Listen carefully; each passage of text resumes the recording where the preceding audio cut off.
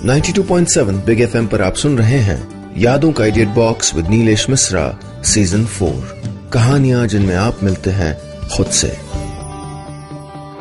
दोस्तों, मैं आपको सुनाने जा रहा हूं अपनी मंडली की सदस्य अनुलता राज नायर की लिखी कहानी वो 3 जादुई शब्द। मैंने टेबल पर रखा लिफाफा उठाया। ऊपर ही बड़े बड़े अक्षरों में लिखा था, आई लव यू। ये किसका पत्र है भाई, और मेरी टेबल पे क्या कर रहा है? मैं बड़बड़ाई। देखा तो अंदर मेरा ही नाम लिखा था, अनन्या पांडे, और पूरे पन्ने पे अलग अलग रंग की स्याही से कई कई बार लिखा हुआ था, I love you, I love you, I love you. मुंह खुला का खुला रह गया मेरा। धड़कनें कुम्हार की धौकनी की तरह चलने लगी। प्रेम पत्र मेरे लिए, वो भी इस उम्र में। मुरादों का पूरा होना बेशक खुशी देता है, मगर इस तरह अब इस उम्र में, जब मैं जीवन के 45 बसंत देख चुकी हूं। मैं एक लेखिका हूं, यही मेरा शौक है और प्रोफेशन भी। मुझे याद नहीं पड़ता कि कब से लिख रही हूं। बरसों पहले जब पापा ने बसंत पंचमी के दिन चावल के ऊपर मेरी उंगली पकड़ के ओम लिखवाया था, शायद तभी से ही मेरे हाथ से कलम नहीं छूटी। इतने बरसों में न जाने क्या क्या लिख डाला, पढ़ डाला, कहानियां, कविताएं, नज़्में, गजलें और न जाने कितनी डायरियां भर डाली। बेहिसाब लिखा, अथाह पढ़ा, मगर अफसोस अपनी पूरी जिंदगी में एक अदद प्रेम पत्र नहीं लिख पाई। यानी न प्रेम किया, न आई लव यू कहा, न ही लव लेटर लिखा, और न ही कोई प्रेम पत्र मुझको किसी ने भेजा। जिंदगी को पीछे पलट के देखती हूं तो बड़ी नाराजगी सी होती है। नाराजगी खुद से होती है कि आखिर क्यों नहीं लिखा मैंने कभी एक प्रेम पत्र, और क्यों नहीं लिखी किसी ने मुझको कभी चंद बातें प्रेम की। क्यों नहीं मेरे कानों ने भी सुने वो 3 जादुई शब्द, आई लव यू। दरअसल कच्ची उम्र के सच्चे प्यार का फंडा मुझे कभी समझ नहीं आया, और न ही जन्म जन्मांतर के साथ वाली फिलॉसफी गले के नीचे उतरी। यानी आधी से ज्यादा जिंदगी बीत गई बिना प्रेम पत्र लिखे, बिना किसी को आई लव यू कहे, बिना किसी से आई लव यू सुने। किसी को चाहना या चाहत को पाना उतना आसान नहीं होता जितना दिखाई देता है। कहते हैं ना कि प्रेम तो बस हो जाता है, तो बस मुझे नहीं हुआ। न मैंने गुलाबी कागजों पे चुपके चुपके कुछ लिख के किताबों के बीच छिपाया, और न ही क्लास के लेक्चर के बीच कनखियों से यहां वहां पनपती प्रेम कहानियों को पढ़ने की कोशिश की। मैंने उस चिट्ठी को हाथ में रखे रखे ही इधर उधर नजरें दौड़ाई कि कहीं कोई देख तो नहीं रहा। मन ने अचानक 45 से 16 साल की उम्र पे छलांग लगा दी। उसमें लिखे रंग बिरंगे अक्षर जैसे उस हल्के नीले कागज से फिसल के आंखों के सामने नाचने लगे। मैं नहीं जानती कि यह पत्र कहां से आया है, किसने लिखा है, मगर इतना कह सकती हूं कि बहुत अच्छा लगता है जब कोई आपके लिए ये 3 जादुई शब्द लिखता है, I love you. 92.7 big FM पर आप सुन रहे हैं यादों का idiot box with Nilesh Mishra season 4। कहानियां जिनमें आप मिलते हैं खुद से। दोस्तों, मैं आपको सुना रहा हूं अपनी मंडली की सदस्य अनुलता राज नायर की लिखी कहानी वो 3 जादुई शब्द। इस कहानी में अब तक आपने सुना 45 साल की अनन्या पांडे ने सारी जवानी बिना प्यार के गुजार दी। अब उनके पास एक खत आया है जिसमें हरे रंग से लिखा है, आई लव यू। किसने लिखा है यह खत, और आखिर क्यों नहीं की थी अनन्या ने मोहब्बत? सुनते हैं आगे।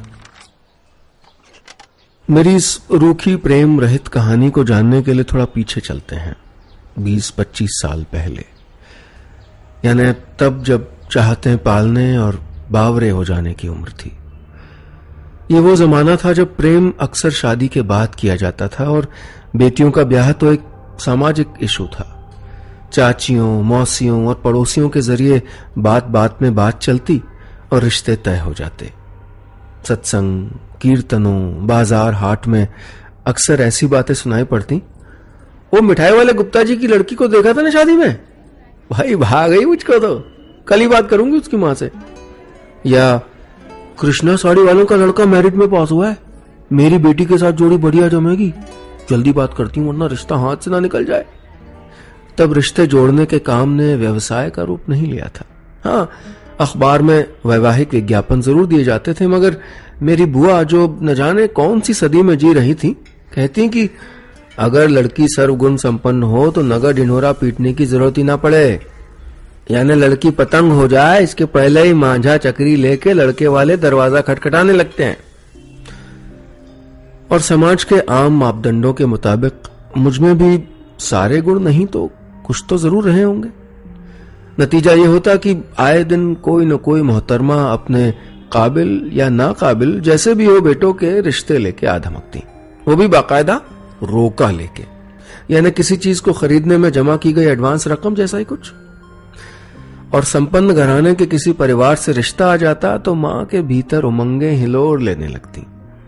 अपनी मात्र 18 साल की लड़की को वो डोली चढ़ाने के लिए तैयार हो जाती, मगर मैं इस मुद्दे पे बिल्कुल स्पष्ट थी और मेरे आगे उनकी दाल जरा नहीं गलती थी। मां क्या ये देखना दिखाना और ये रोका, आप जानती ना मुझको ये सब जरा भी पसंद नहीं है। यानी विंडो शॉपिंग को निकली और कुछ भाग गया तो खरीद लाए हैं, ये कौन सा तुक है भाई, शादी तय करने का कौन सा तरीका है ये। मां भीतर चली जाती और फिर आवाज ऊंची करके मुझे सुनाती रहती, इसीलिए इसको पढ़ा लिखा रहे ताकि ये हमको ज्ञान बांटे, हमारी परंपराओं को तोड़े।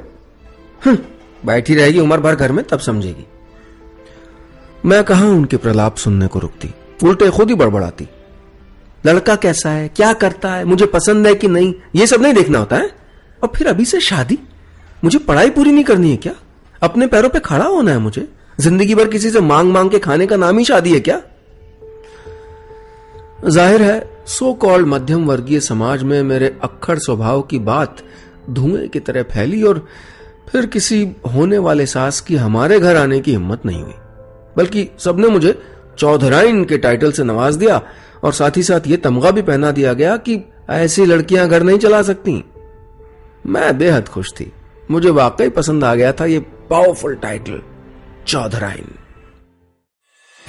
92.7 बिग एफएम पर आप सुन रहे हैं यादों का edit box with Nilesh Mishra season 4, कहानियां जिनमें आप मिलते हैं खुद से। दोस्तों, मैं आपको सुना रहा हूं अपनी मंडली की सदस्य अनुलता राज नायर की लिखी कहानी वो 3 जादुई शब्द। इस कहानी में अब तक आपने सुना, अनन्या को 45 साल की उम्र में किसी ने पहली बार प्रेम पत्र लिखा है। अपने अक्खड़ स्वभाव के कारण उसने आज तक न तो प्रेम किया न शादी। तो अब ये चिट्ठी किसकी आई है, सुनते हैं आगे। अपने रूखे और अक्खड़ स्वभाव के कारण मिला चौधराइन का टाइटल मेरे लिए भले गर्व की बात हो, पर मेरी मां मुझसे सख्त नाराज थी।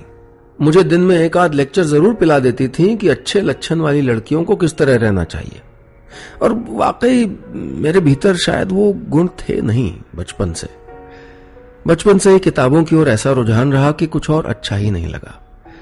क्लास के बाद जब सब लड़के लड़कियां कैंटीन में गप्पे मारते, तब मैं किसी पेड़ के नीचे बैठी प्रेमचंद या रुडयार्ड किपलिंग पढ़ रही होती। दोस्त आवाजें लगाते, अनन्या जल्दी आ जा वरना क्लास का टाइम हो जाएगा। फिर मैं कह के फिर डूब जाती कहानियों में। मुझको दुनिया जहान से जैसे कुछ लेना देना ही नहीं था। मैं अपने कुकून के भीतर बंद रह के ही खुश थी। मगर आज इस चिट्ठी ने जैसे मुझे पंख दे दिए थे। दुनिया के ये सबसे प्यारे शब्द मुझे किसने लिखे ये जाने बगैर ही अब मेरा मन तितली हो जाना चाहता था। जबकि जिस उम्र में लड़कियों के पंख निकल आते हैं, उनके सपने ऊंची उड़ान भरते हैं, उस उम्र में मैं अपना पहला उपन्यास पूरा करने में जुटी थी। और ये उपन्यास रुमानी करता ही नहीं था। मुझे याद आया कि मेरी मां कैसे अक्सर उकसाती, जाया करना अपनी सहेलियों के बुलावे पे, हर उम्र के अपने तौर तरीके होते हैं, अभी से इतनी संजीदगी और डिसिप्लिन की क्या जरूरत है भला। और मैं खींच जाती मां के उपदेश सुन के। मुझे नहीं मिलना किसी से मां, मेरी सोच नहीं मिलती उनसे और मैं उनकी तरह नहीं होना चाहती हूं। एक बार तो मैंने सारी सीमाएं पार कर दी थी। क्लास में मेरी सहेलियां पीछे की बेंच पे बैठ के किताब से चेहरा छिपाए बातों में मशगूल थीं। बातें थीं उनकी नई मोहब्बतों की, माँ बाप से छिप के फिल्में देखने की और तमाम टीचर्स की झूठी सच्ची बुराइयां। मैंने एक छोटे से टेप रिकॉर्डर में सब टेप करके प्रिंसिपल के सुपुर्द कर दिया। मेरा मकसद उनको नीचा दिखाने से ज्यादा शायद खुद को बेहतर दिखाना था। खैर, पूरा साल क्लास की लड़कियां तो दूर, लड़के भी मुझसे खौफ खाए घूमते रहे। लिखना पढ़ना कोई गलत बात नहीं होती, मगर खुद को सबसे श्रेष्ठ समझना यह जरूर कोई ठीक बात नहीं है भाई, पापा अक्सर समझाते। लेखन के गुण के साथ गुरूर भी मेरे भीतर घर कर गया था। मैं अपने आप को दुनिया की नहीं तो शहर की सबसे पढ़ी लिखी और समझदार लड़की तो मान नहीं लगी थी। एक अति महत्वाकांक्षी, घमंडी और झक्की लड़की के तौर पे मेरी पहचान बन गई। मेरे पास दो काम थे, एक तो सारा दिन पढ़ना और दूसरा जिंदगी के मजे लेने वालों की जी भर के आलोचना करना। कॉलेज के लड़के लड़कियां मुझसे कन्नी काटते फिरते। कॉलेज ट्रिप का वो किस्सा अब भी मेरे मन को कड़वाहट से भर देता है। सभी लोग एक एक करके बस में चढ़ रहे थे और अपने दोस्तों के साथ बैठते जा रहे थे। आखिर में सिर्फ मेरे बगल वाली सीट खाली रह गई थी। पिताजी अक्सर समझाते थे, बेटा लोगों का प्यार पाने के लिए सिर्फ किताबें पढ़ना काफी नहीं है, मन भी पढ़ने होते हैं। पोथी पढ़ पढ़ जग मुआ, पंडित भया न कोय। मगर प्रेम के कोई तय फॉर्मूले तो थे नहीं जो मैं किताबें पलट के सीख लेती। नतीजा यह हुआ कि न कोई मेरे मन के करीब आ सका और न ही मैं किसी का मन जीत पाई। मैं और सख्त मिजाज होती चली गई। कॉलेज के दिनों में स्टेज पे मेरी बराबरी से बोलने और लिखने वाला एक ही लड़का था, सुयश। मेरी जिंदगी में आए इस इकलौते लड़के का जिक्र इतनी देर से इसलिए क्योंकि वो इस कहानी का नायक नहीं है। सुयश क्या, मेरी कहानी में कोई नायक है ही नहीं। खैर, मैं बता रही थी कि सुयश से मेरी पसंद और शौक जरूर मिलते थे, मगर स्वभाव में जरा भी मेल नहीं था। बेहद खुश मिजाज और मिलनसार लड़का था वो। मैं जितनी घमंडी और अंतर्मुखी, वो उतना ही सरल, यानी डाउन टू अर्थ टाइप। वो अक्सर मुझसे बात करने की कोशिश करता। अनन्या, आज हम साथ पढ़ाई करें? नहीं भाई, साथ बैठ के तो गप्पे मारी जाती हैं, और मुझे किसी के साथ मिलकर काम करने की आदत नहीं है सुयश। मैं साफ साफ मना कर देती।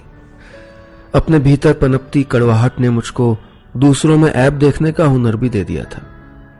किसमें कितना ऐब था ये मुझे जिंदगी ने बहुत बाद में समझाया कि जो मन खोजा आपना, मुझसे बुरा न कोई। ऐसा नहीं था कि मुझे ईश्वर की बनाई हर जिंदा चीज से तकलीफ थी। बच्चे मुझे बहुत प्यारे थे।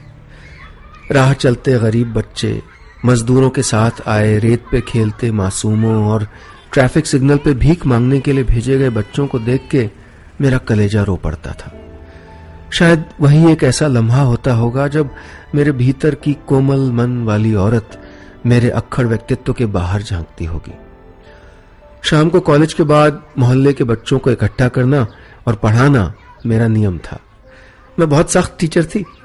ज्यादातर बच्चे मेरे पास आने और मुझसे पढ़ने में कतराते थे, मगर जिनको वाकई पढ़ाई में दिलचस्पी थी, जिनके मन में कुछ करने की लगन थी, उन बच्चों की मैं चहेती थी, अनन्या दी।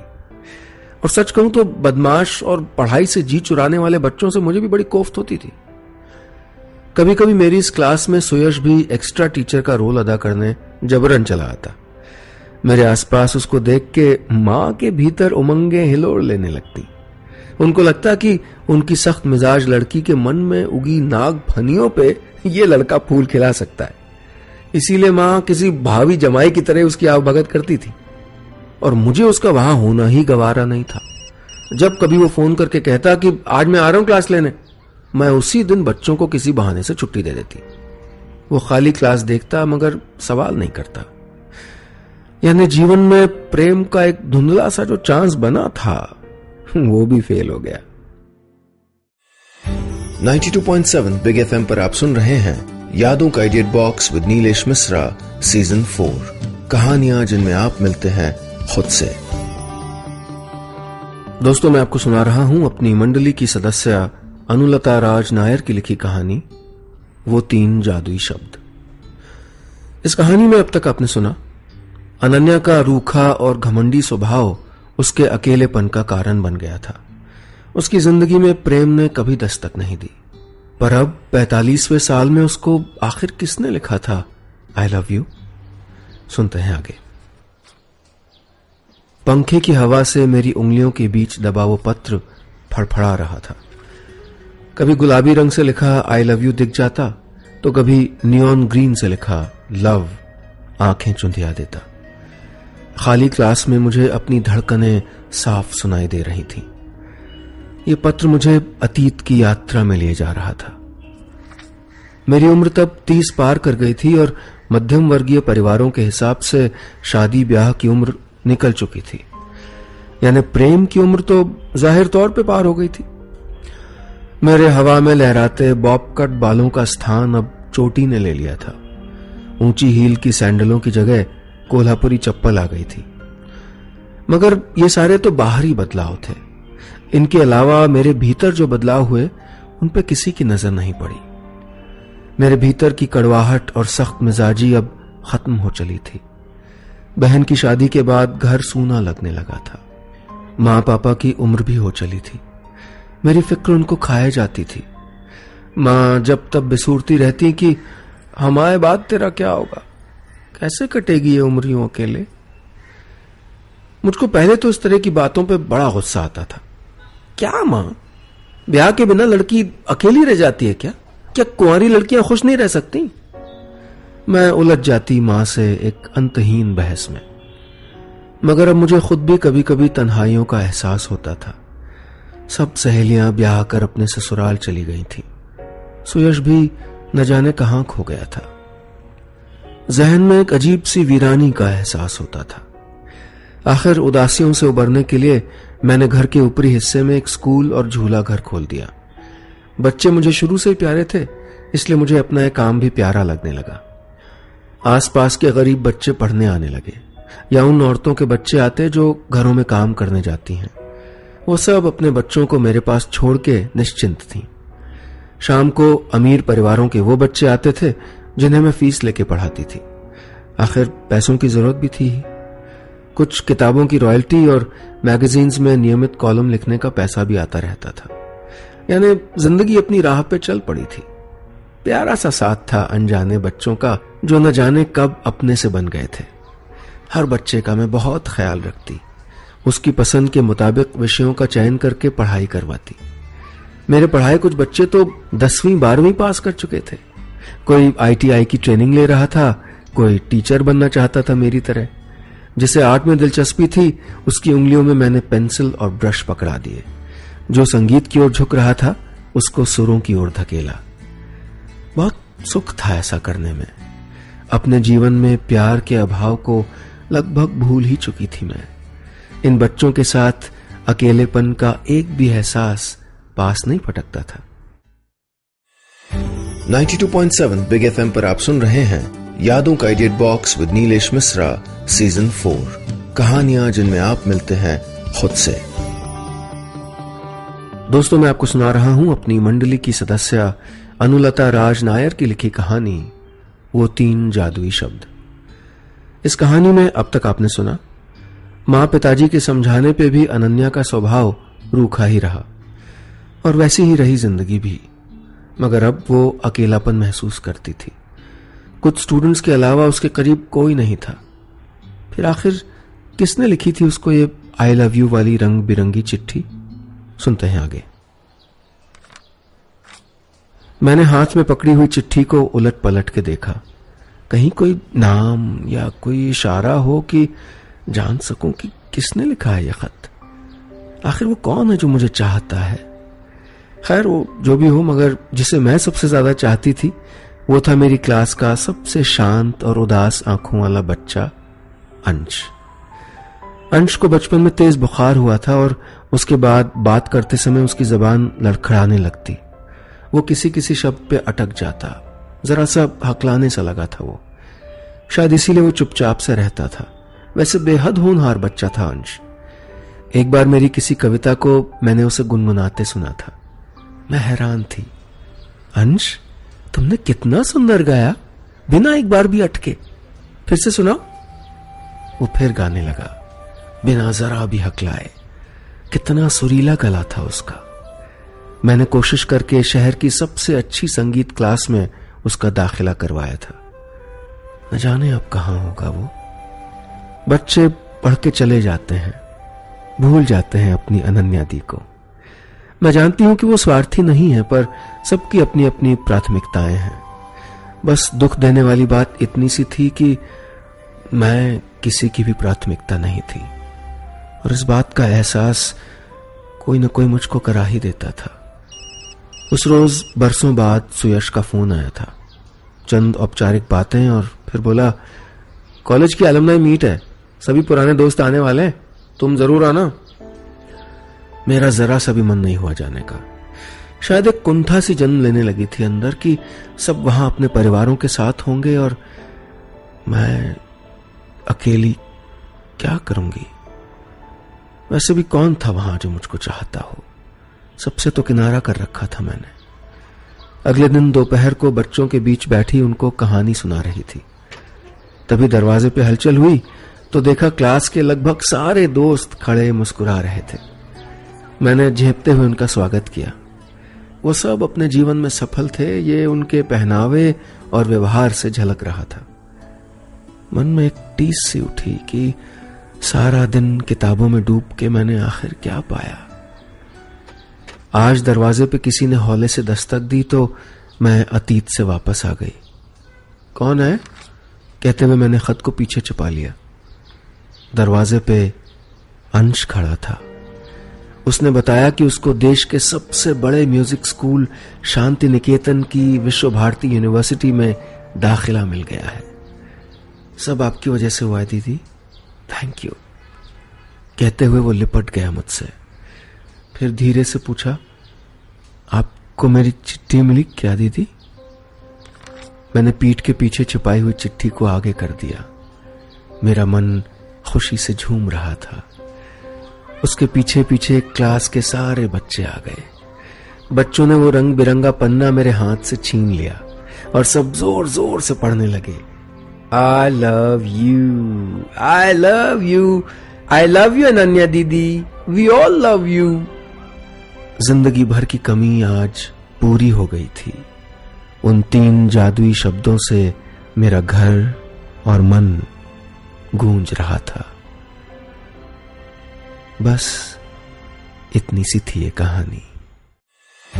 92.7 बिग FM पर आप सुन रहे हैं यादों का edit box with Nilesh Mishra season 4। कहानियां जिनमें आप मिलते हैं खुद से।